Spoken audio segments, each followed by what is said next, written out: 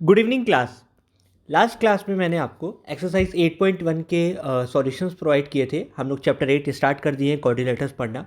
And मैंने केवल आपको इंपॉर्टेंट क्वेश्चंस के ही सॉल्यूशन सेंड किए हैं, तो आप उसमें ये नहीं घबराइएगा कि सर आपने पूरे नहीं भेजे हैं तो हमको पूरे करने हैं कि नहीं। तो नहीं, सिर्फ आपको जो जो मैं सेंड कर रहा हूँ सिर्फ आप वही करिए, ठीक है। क्योंकि सारे क्वेश्चन पढ़ पाना इसमें थोड़ा पॉसिबल नहीं होता है, एंड आप मैं सामने आपको समझा भी नहीं पा रहा हूँ। सो सिर्फ आपको वही पढ़ना है जो मैं आपको बता रहा हूँ, ठीक है। Now let us start our exercise 8.2, जिसमें हमको एक थ्योरम पढ़ना है, mid point theorem. Mid point theorem में ये है कि अगर मान लो एक ट्राइंगल है, ठीक है, ए बी सी, जिसमें ई एफ जो है इसके बीच से यानी ई एफ जो है ए बी का मिड पॉइंट है। अगर मान लो कि ये 10 सेंटीमीटर की लाइन है तो 5th सेंटीमीटर में ई बना है।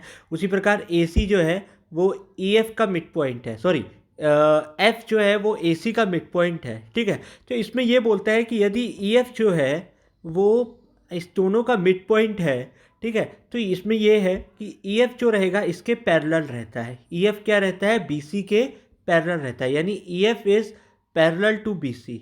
इसको आप ऐसे लिख सकते हो, E F is parallel to B C. अगर ये ऐसा हो गया कि ई और एफ जो है ए बी और ए सी का मिड पॉइंट है, तो जो ई एफ की लेंथ होती है ना वो हाफ ऑफ बी सी के बराबर होती है। ये आपको दो चीज़ें याद रखनी है। पहली चीज़ ये बोलता है कि अगर, जैसे कि वंस अगेन इसमें ये बोलना चाह रहा है कि अगर ए बी सी करके एक लाइन है जिसमें ई और एफ क्या है, इसके मिड पॉइंट है, किसके, ए बी और ए सी के, ई और एफ क्या है, मिड पॉइंट है।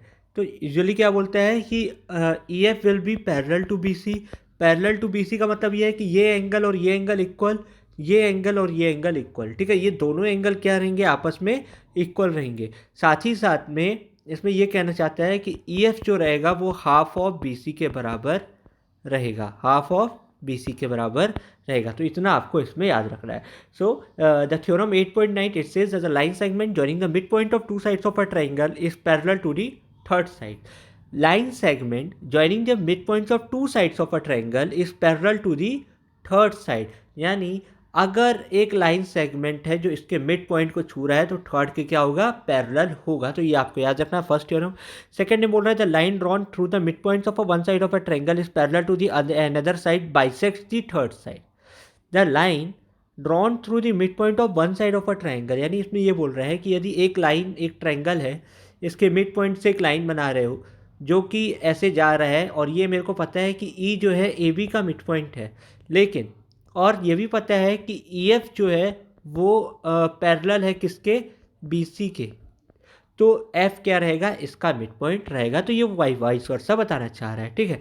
इस बेसिस पे जो एग्जांपल दिए गए हैं, एग्जाम्पल नंबर 7 है और एग्जाम्पल नंबर 8 है, तो ये आपके लिए इंपॉर्टेंट है, जिसको मैं एक्सप्लेन कर रहा हूँ एग्जाम्पल नंबर 7 को, कि in triangle A B C D E F are respectively the mid points of side A B B C and C ए।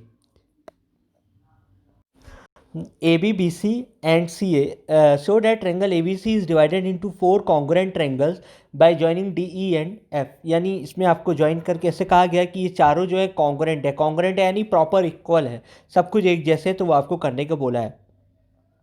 अब चूंकि आपको ये बोल रहा है कि इस डायग्राम में जो D है वो AB का मिड पॉइंट है, जो E है वो BC का मिड पॉइंट है, और जो F है वो किसका मिड पॉइंट है, AC का मिड पॉइंट है। यानी आपस में हम कह सकते हैं कि ये जो रहेगा इसका हाफ रहेगा, ये जो है इसका हाफ है, ये जो है सॉरी ये जो है वो इसका हाफ है, ये जो है वो इसका हाफ है। ये मेरे को पता है। साथ ही साथ ये भी मैं कह सकता हूँ कि ये पैरेलल है, ये और ये पैरेलल है, ये और ये पैरेलल है। इतना तो मुझे भी पता है, ये बता दिया इसमें। अब इसमें क्या बोला है कि वही बोलना चाहता है कि कौन कौन पैरेलल है। D E is parallel to A C, ये मैंने आपसे कहा कि ये दोनों आपस में क्या है, पैरेलल है। उसके बाद बोला डी एफ, यानी ये इस पैरेलल टू बी सी, वो भी मैंने आपसे कहा। फिर क्या बोल रहा है, E F is parallel to A B, वो ये भी मैंने आपसे कहा। तो इसका मतलब बोलना चाह रहा है कि therefore A D E F, जो ए डी ई एफ है, ए डी ई एफ ये पैरेललोग्राम है, बी डी एफ ई वो भी पैरेललोग्राम है, डी एफ सी ई वो भी पैरेललोग्राम है। तो एक पैरेललोग्राम में क्या होता है, अपोजिट साइड्स इक्वल होते हैं, वो मैंने आपको बताया था। देयर फोर, और the diagonals of parallelogram B D F E. अब देखो एक बात याद रखो, अगर ये पैरेललोग्राम है तो पैरेललोग्राम में क्या था कि डायगोनल्स क्या होता है, दो इक्वल कॉन्ग्रुएंट ट्रायंगल्स में क्या करता है, उसको काटता है, बट बांटता है। इसका मतलब ये और ये कॉन्ग्रुएंट बिल्कुल इक्वल है। उसी प्रकार अगर ये भी पैरेललोग्राम है, इसको अगर ये डायगोनल है तो ये और ये भी इक्वल। उसी प्रकार अगर उसी प्रकार अगर ये भी एक पैरेललोग्राम है जिसमें ई एफ क्या है, इसका डायगोनल है, तो ये और ये भी कॉन्ग्रुएंट। इसका मतलब अगर ये इसके इक्वल है, ये इसके इक्वल है, ये इसके इक्वल है, यानी ऑटोमेटिकली सब क्या हो गए, इक्वल हो गए। तो यानी ये चारों के चारों ट्रायंगल्स क्या हो गए, कॉन्ग्रुएंट हो गए। तो इसमें केवल आपको इतना ही करना है।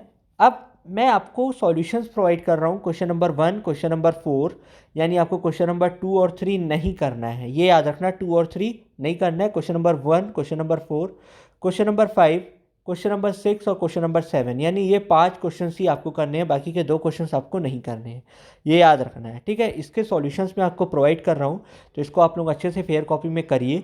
आपका चैप्टर 8 कंप्लीट हो गया है, चैप्टर 8 क्या हो गया है, कंप्लीट हो गया। तो अब इसको होप आपको यदि कोई भी डाउट हो तो आप लोग पूछ सकते हैं। एग्जाम्पल नंबर 8 भी आप लोग एक बार ट्राई कर लीजिएगा, नहीं बनता हो तो आप लोग बताइएगा कि सर नहीं बन रहा है हमसे। बाकी आपको सिर्फ सॉल्यूशंस करने हैं, चैप्टर थोड़ा सा बोरिंग है, नहीं समझ में आ रहा है तो आप लोग मेरे से पूछ सकते हैं। Till then take care all of you, और सॉल्यूशंस अच्छे से करते रहना।